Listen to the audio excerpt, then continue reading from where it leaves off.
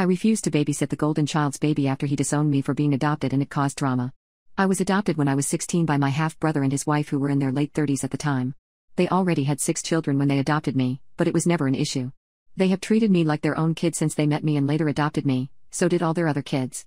Except for one, their golden child, who is only 4 months older than me, called Chad.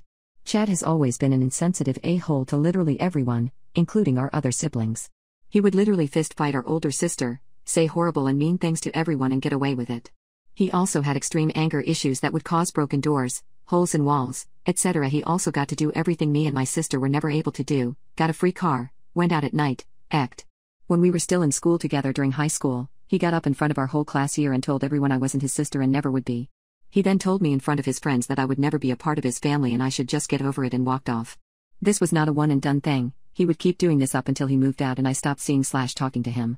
Golden Boy once again got the limelight of the family after he got married right after high school, moved out to his wife's family's house, and then had a baby, the first grandbaby. Since this has happened, I have stayed as far away from him as possible, only seeing him for family pictures every year because our mother asks. Recently I decided to come forward to our mom about what he said and did, because she was upset about how I was distancing myself from him. She basically pulled the "that is still my kid and it's my first grandbaby" card as the reason she wasn't going to be upset over it. I didn't really care, to be honest. I knew it wasn't going to change her mind on her kid anyway. Out of nowhere, I got a message begging me to come to babysit for them because you're the only one who can deal with these kinds of babies because no one will help. The nerve of some people, honestly. Apparently they are weaning their kid off of breastfeeding and the baby is extremely clingy because of that, and the fact that the mom is a germ phobia who has basically isolated this kid since birth. It literally has only been held by like 6 people since it's been born. They know I don't sleep for the most part because I'm an insomniac with ADHD, and I also am not bothered by crying. For some reason, I can sit for hours with the baby crying and it doesn't bother me. I can't tell if that's a blessing or a curse at this point. My sister is mad at me because apparently they haven't asked anyone else in the family for help but me, and everyone wants to go see this baby. Am I the a-hole for not wanting to be around or take care of the baby because its father said that I'm not a part of his family? Update: I ended up talking to 2 of my friends from high school who were there during multiple occasions when Chad publicly said all that stuff. I talked with them for a little while. One of these friends actually came over almost weekly when I was still living at my parents' home, so she understands my family firsthand. We talked and we all mutually agreed, I will go this once, see if we can mend things. If not, I can tell my mom and sister I tried and we are done with the whole thing. If the whole negative thing with my family keeps up, I will cut them off for good. So I accepted to go babysit. I went over to Chad's house around 8 p.m. As soon as I showed up, I was greeted by Chad's wife, who was extremely happy to see me. She was tired. You could just tell she had the "I have a 1-year-old" face going on. She talked to me for a few minutes about how happy she was that I came over and how she was glad to be going out with Chad. I kinda just listened to her go on and on before she finally got to the baby, Seth. She explained to me his night route, feedings, etc. Then she got to the end where she started going on about how he was having crying fits at night and how he wouldn't get to sleep until mid-morning. I was a little on that, but all babies have different routes, I guess. She then said they would only be gone about 4 hours and that they would be home around like 12:30, 1 at most.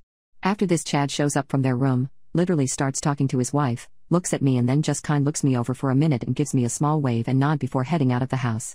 His wife follows and simply tells me to call or text if I need anything. For a minute I was just stunned but went to work to see Seth. Which was odd, because it was my first time seeing him in person and not in the photos that are hung around our parents' house. In person he is the cutest little baby ever.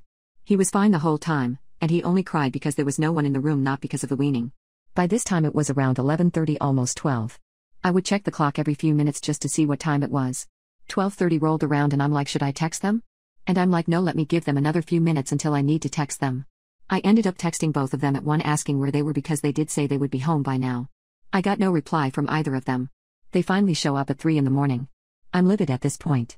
Not even over having to take care of Seth for a longer period of time, but just because they never texted me back. Like, what if there was an emergency or something? They walk into the living room and I'm just like, I texted asking where y'all were and no one answered, and Chad's wife starts saying that, oh, Chad said it was fine and that it would only be an hour more, and I was just like, you know what, it's fine, whatever, Seth is sleeping.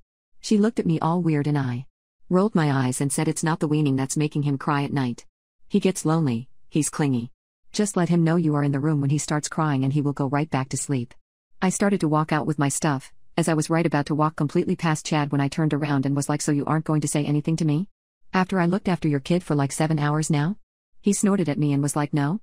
My wife is the one who talked me into this anyway. Pissed off at this point, I said, so this wasn't, I don't know, possibly a way to be able to apologize for high school or maybe all those other times you decide to outcast me from the family? Because I was under the impression that maybe you want to patch things up because of you asking me of all people to watch your kid. He sat there for a minute and just said, why should I apologize? Because literally nothing from high school has changed. Man, you really do need to just grow up and understand that me and my wife aren't going to cater to you like mom and dad did because you're adopted. You ain't our family and you won't ever be. At this point I just got in my car and left. I ended up texting my mom about all of it thinking she would get it in the morning when she woke up. No, of course she had to be awake. She apparently told Chad's wife about the conversation we had about all the stuff Chad had said and done to me in school. Apparently his wife felt bad because she had an adopted sister too and felt horrible that Chad had done and said all those things. Apparently mom didn't know about Chad asking about the babysitting thing until now, and she started talking to the wife, who is now upset. Apparently she thought Chad would have changed since then and didn't think he would act the way he did when I left. I told my mom that I'm done with him, and that if something ever happened with Seth then I would be there, but I was done with them until that happens.